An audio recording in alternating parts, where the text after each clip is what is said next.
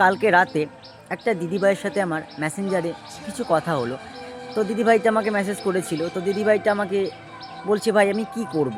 তো আমার জীবনের সাথে একটা জিনিস ঘটে গেছে, বা আমি কি করব কিছু বুঝতে পারছি না। তো বললাম, দিদিভাই তোমার কি হয়েছে? দিদিভাইটা বলছে যে, ভাই আমি বিবাহিত, আমার স্বামী আছে, আমার পরিবার আছে, আমার সংসার আছে। কিন্তু আমি একটা বিবাহিত ছেলেকে ভালোবাসি। সেই ছেলেটা আমাকে বিয়ে করতে চাইছে, বা সেই ছেলেটা বলছে তুমি চলে আসো। তো আমি বললাম, দিদিভাই সেই ছেলেটাও কি বিবাহিত? বললো, হ্যাঁ সেই ছেলেটাও বিবাহিত, তার বউ আছে, তার সন্তান আছে। তো সেখান থেকে আমি দিদিভাইটাকে জাস্ট একটা কথাই বললাম, বা দিদিভাইটা আমাকে বলেছে যে, দিদি ভাই তুমি আমার জীবনের কিছু কাহিনী, তুমি সেই কথাগুলো তুমি তোমার ভিডিওতে তুলে ধরো।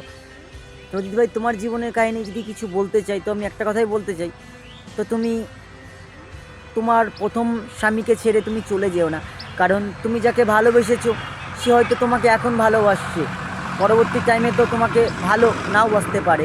কারণ তুমি একটা জিনিস দেখো, যে তার নিজের সন্তানকে ফেলে, নিজের প্রথম স্ত্রীকে ফেলে তোমার কাছে এসেছে, তোমাকে বিয়ে করতে চাইছে, দুদিন পরে সে তোমাকে ছেড়ে দেবে না তার কোনো গ্যারান্টি আছে? তাই প্রথম স্বামী যদি তোমাকে দুঃখ দেয়, কষ্ট দেয়, যন্ত্রণা দেয়, তাও সেটা মুখ বুজে সহ্য করো, ভগবানকে ডাকো, ভগবানের কাছে প্রার্থনা করো। কিন্তু এই ভুল করো না। এই ভুল যদি একবার করো, তাহলে কিন্তু তুমি পরে বুঝতে পারবে। তাই কিছু একটা ভুল করার আগে আগে অন্তত নিজের মনের সাথে কথা বলো, তারপরে একটা কাজ করো।